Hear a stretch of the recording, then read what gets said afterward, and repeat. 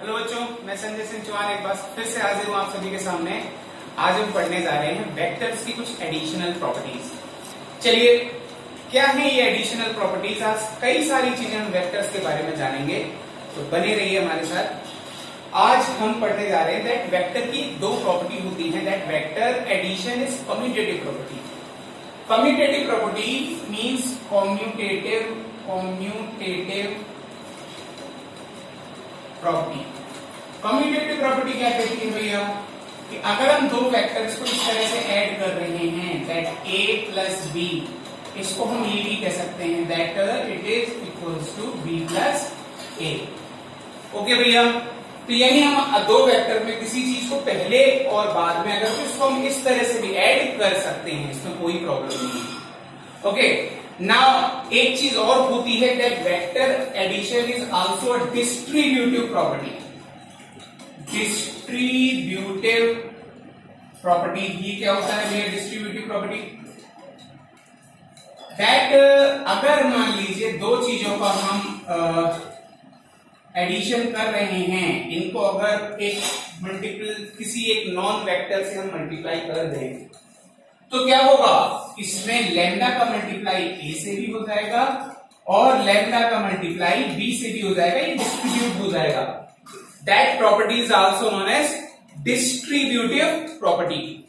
Okay बेटा, तो चलिए इसी के बारे में थोड़ा सा और कुछ पढ़ते हैं कि वेक्टर के अंदर एक और इंपॉर्टेंट चीज जिसको हम देखने जा रहे हैं that thing is known as zero vector. अब यार ये जीरो वेक्टर क्या है? इसको दूसरे भाषा में दूसरे शब्दों में भी कहते हैं null vector. Null vector okay, मतलब अगर किसी वेक्टर की वैल्यू को हम कुछ ऐसा करें कि वो जीरो हो जाए तो हम उसे बोलेंगे जीरो वेक्टर। हम जरा देखेंगे किस किस जगह पर ये यूज भी होता है, किस तरह से होता है, और इसको हम जरा करके देखेंगे। तो जरा हम एक चीज देख सकते हैं कि अगर मान लीजिए a कोई वेक्टर है, ठीक, इसमें एक मल्टीप्लाई अगर हम करा दें एक नॉन जीरो नंबर से तो इसकी वैल्यू कितनी हो जाएगी? जीरो हो जाएगी। क्योंकि हमें पता है कि किसी भी चीज का एडिशन अगर जीरो से, मल्टीप्लीकेशन अगर हम जीरो से करते हैं तो उसकी वैल्यू क्या हो जाती है? जीरो हो जाती है। अब अगर एक चीज और देख लीजिए, एक तो कंडीशन ये हो गई, एक कंडीशन और क्या हो गई कि मान लीजिए if a is equals to minus B अगर कहीं पर दे रखा है, a is equals to minus B अगर कहीं पर दे रखा है, तो अगर हमारा क्वेश्चन आए कि what will be then a plus B, तो a प्लस बी दोनों ही केस है, या तो इसे यहां ले आओ या फिर a की जगह माइनस बी वैल्यू रख दो, तो ये क्या हो जाएगा? Again zero. तो ये एक इनका एक रिजल्टेंट जो भी निकल के आएगा that will be a zero vector. Okay, अब कंडीशंस फॉर जीरो वेक्टर की अगर हम बात करें कि अगर इसकी कंडीशन क्या बनती है भैया? Conditions for zero vector, zero vector, तो जरा देखते हैं कि इनकी कंडीशन क्या निकल के आती हैं। कंडीशन ये होती है कि अगर एक पॉइंट पर 3 और मोर देन 3 वेक्टर्स एक जगह पर एक साथ आ रहे हैं तो हम देखते हैं कि वहां पर उस पर्टिकुलर पॉइंट पर हमारा जो भी रिजल्टेंट होता है उसकी वैल्यू निकल के आती है जीरो। मतलब अगर R कोई रिजल्टेंट निकालना है which is a sum of which is equals to the sum of a plus b plus c will be equals to 0। कैसे जरा करके देखते हैं कि एक कोई हमने ट्राइंगल ले लिया, एक ये है एंड ये है, this is vector a, this is vector b and this is vector c suppose. तो हम ये कह नहीं सकते क्या कि भैया कि vector a plus b will be equals to vector c? कह सकते हैं कि नहीं? तो a plus B will be equals to vector c, but इनका जो रिजल्टेंट है, इनका जो भी रिजल्टेंट है वो किसके बराबर आ रहा है? हम ये कंडीशन अगर हमारी गिवन है तो हम अगर ये नहीं कह सकते कि a plus B is equals to c vector. यहां से देखो, इस कंडीशन से a plus B is equals to minus का c, सॉरी इधर आ गया, और यहां पर हमारी इस कंडीशन के हिसाब से क्या हो रहा है भैया, a plus B is equals to C. अच्छा जी, अगर a plus B is equals to minus का c हम यहां पर रख दें, देखो माइनस का c अगर हम यहां पर रख दें तो क्या हो जाएगा, माइनस का c वेक्टर प्लस का c vector will be equals to 0। तो अगेन ये क्या फॉर्म कर लेंगे, एक जीरो वेक्टर को फॉर्म कर लेंगे। ओके, तो एक ये प्रॉपर्टी भी आती है जहां पर हम इसको कह सकते हैं that it is forming a zero vector. चलिए फिर सब्ट्रैक्शन ऑफ वेक्टर्स के बारे में हम लोग थोड़ा सा जान चुके हैं पहले। अब कुछ आगे बढ़ जाते हैं, कुछ एक क्वेश्चंस भी ले लेते हैं, जरा देखिए कुछ एक इंपॉर्टेंट क्वेश्चंस ले लेते हैं, उससे आपको आपके सारे डाउट्स क्लियर होते चले जाएंगे। I think so that ABCDE is a pentagon। AB ये क्वेश्चन है आपका, CDE is a pentagon suppose. ठीक, तो हमें प्रूफ क्या करना है, that AB plus BC plus CD plus DE plus EA, AB A से B तक प्लस B से C तक, C से D तक, फिर D से E तक और E से अगेन A तक, इन सभी का एडिशन हो जाएगा 0। ये हमको जरा प्रूफ करना है। ठीक है, जरा करके देखते हैं। पहले एक पेंटागन बना लीजिए भैया, ये रहा, ये रहा, ये रहा, ये रहा एंड ये रहा। चलिए, आपने polygon law of vector addition पढ़ा था, उसके तौर पर आप यहां पर इसको सॉल्व कर सकते हैं। That it is A, this is vector A, sorry this is vector B, this is C, this is D and this is ई।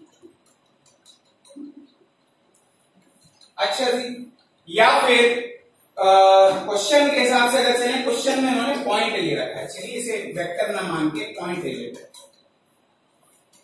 चलिए, तो ये है आपका A B C D E। चलिए इसको जरा फिर से लिख के देखते हैं। जरा ये बताइए AB प्लस BC, इन दोनों को जरा देखो, यहां से देखिए बेटा AB और BC। अगर AB और BC का रिजल्टेंट निकाले तो भैया कितना होगा, ये होगा। Okay, this will B AB plus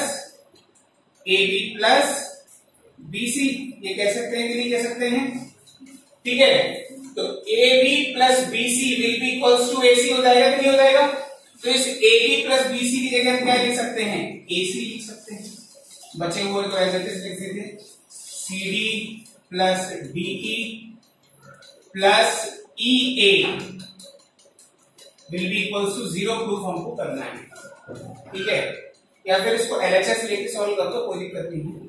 ठीक है, ये आपने इसको LHS उतारा है, LHS में इसकी जगह ये रख दिया है। अब ये बताइए AC ये है, CD ये है, तो ये लाइन क्या होगी भैया, if this is AC and this is CD, तो AC प्लस CD क्या हुआ, AD। This line will be equals to AC plus CD, तो this line will be equals to AC plus CD, which is this will be equals to AD plus DE plus EA। ये हमारा solution हो गया भैया। बात समझ में आई होगी, AC प्लस CD की जगह हमने क्या रख दिया, AD।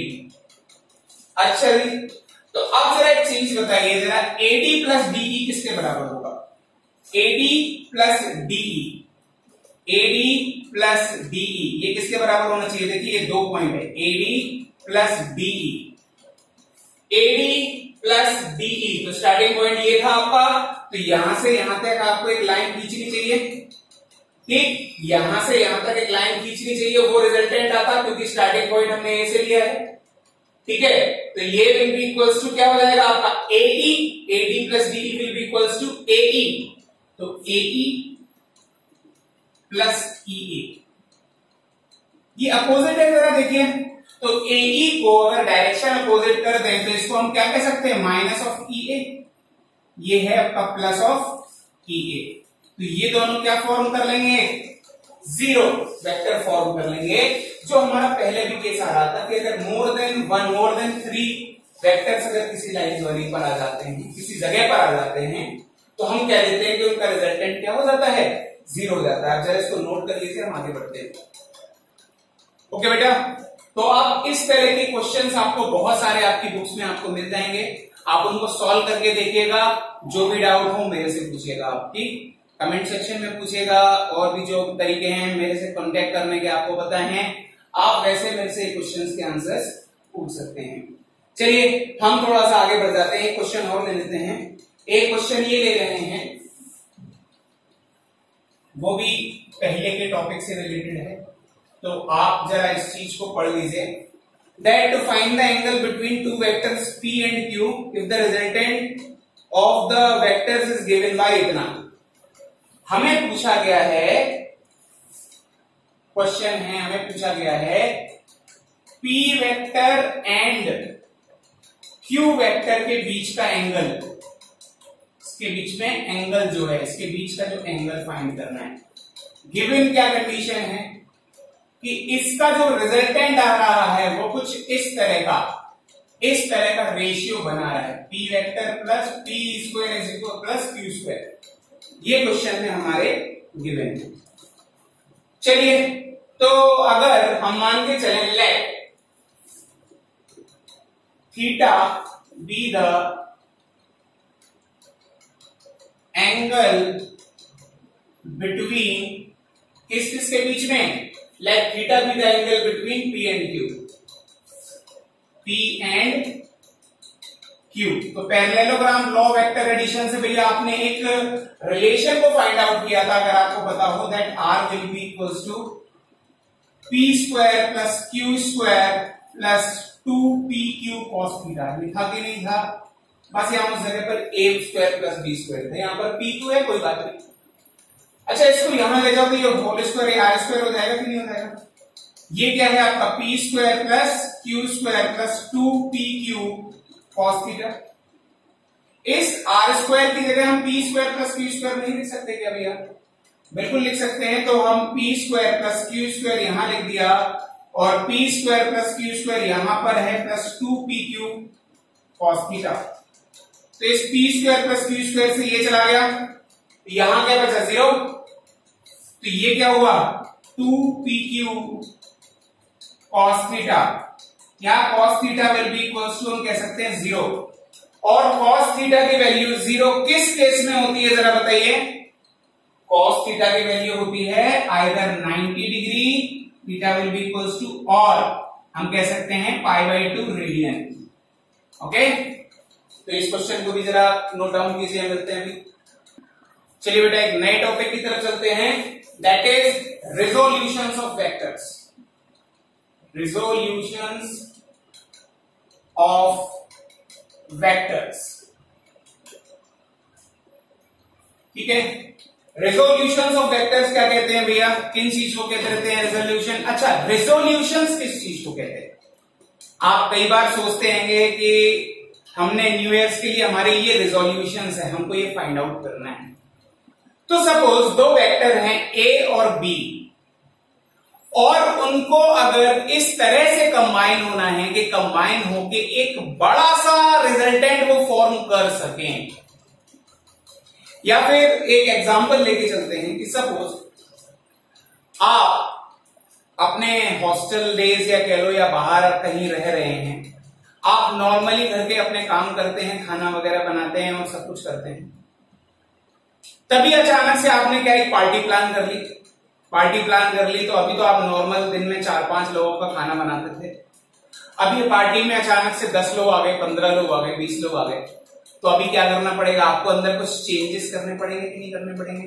जरा सोचो, अगर आप बाहर किसी की हेल्प नहीं लेने वाले हो तो आप क्या करेंगे। अगर आप 4 लोगों के लिए खाना बनाते थे तो आप 10 लोगों के लिए बनाओगे, तो थोड़ा सा अपने अंदर चेंजेस किए, और सिमिलरली आपके पार्टनर्स भी करेंगे। तो ऐसे ही अगर A और B मिलकर एक आर्म फॉर्म करते हैं, मान लो अब अगर ये बोला जाए कि एक बड़ा सा आर फॉर्म करना है उन्हीं A और B को, तो ए को अपने अंदर कुछ चेंजेस करने पड़ेंगे और बी को भी अपने अंदर कुछ चेंजेस करने पड़ेंगे।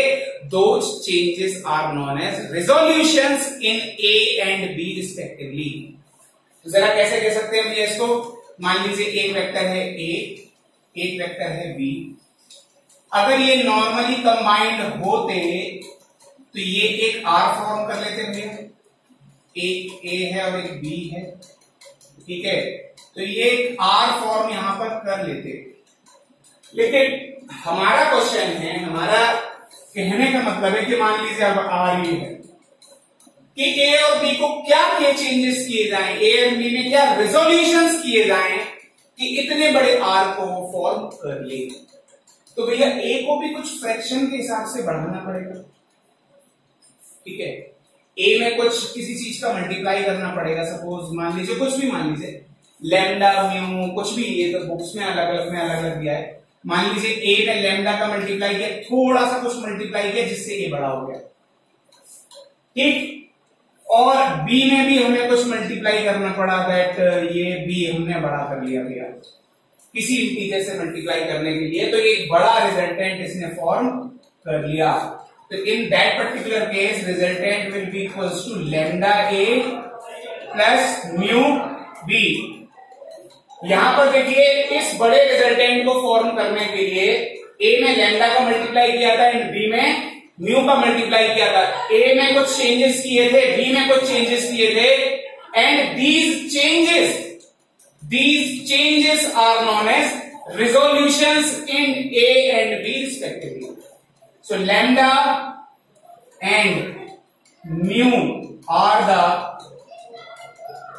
resolutions of A and B respectively to find a resultant R। Okay बेटा, तो इसको भी नोट कीजिए। हम बढ़ते हैं अपने अगले टॉपिक की तरफ। चलिए बेटा आगे बढ़ते हैं एंड हम अब पढ़ने जा रहे हैं rectangular components of a vector. Rectangular components, हालांकि हम बात कर चुके हैं इसके बारे में। Rectangular components of a vector। तो देखिए बेटा ये क्या है कि सपोज एक वेक्टर है, इसको हमने नाम दे दिया है O, ये P है, ये मान लीजिए M है और ये मान लीजिए आपका N है, ठीक है। तो हम ये कह सकते हैं एज पर the parallelogram law of vector addition we can say that क्या कह सकते हैं, OP is equals to OM plus ON कह सकते हैं कि नहीं भैया? OP is equals to OM plus ON।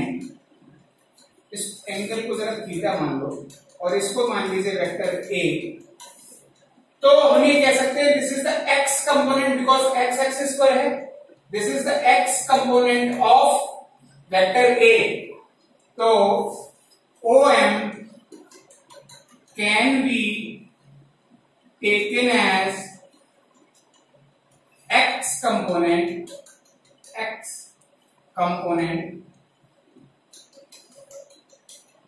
Of A, और इसको हम क्या राइट कर सकते हैं, AX। इसको क्या लिख सकते हैं हम, AX। And similarly ON can be taken as Y component, क्योंकि Y एक्सिस पर है। Similarly ON can be taken as Y component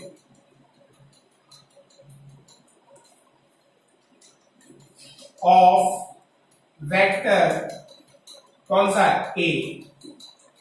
तो हम ये क्या कह सकते हैं, इसको क्या लिख सकते हैं अगेन, AY। इसको जरा OP को अगर हमने A लिख दिया तो this will be equals to ax plus ay, ये लिख सकते हैं कि नहीं भैया? अच्छा जी, अब हम एक चीज देखें कि अगर इसको हम यूनिट वेक्टर के टर्म्स में लिखें तो हम क्या कह सकते हैं इसको यूनिट वेक्टर के टर्म्स में? That is ax i cap plus ay j cap. i cap and j cap के बारे में मैं आपको पहले से ही बता चुका हूं, ठीक है? तो चलिए इसको थोड़ा सा हम आगे बढ़ जाते हैं और इनके बीच का एंगल फाइंड आउट करने की कोशिश करते हैं।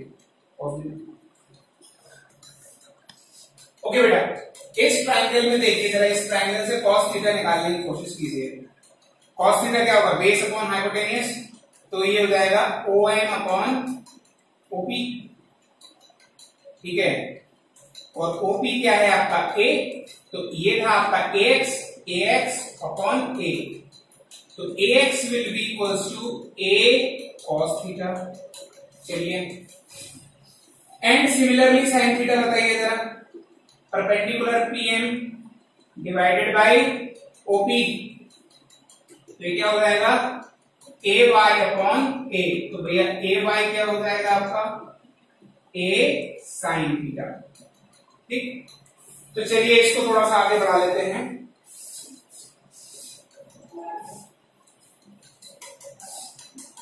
इन दोनों इक्वेशन को squaring and adding equation number 1 and 2,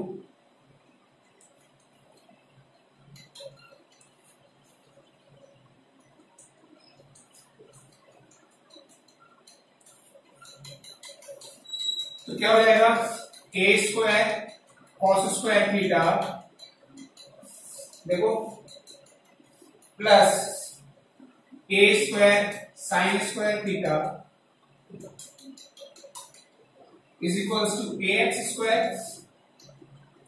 plus ay square.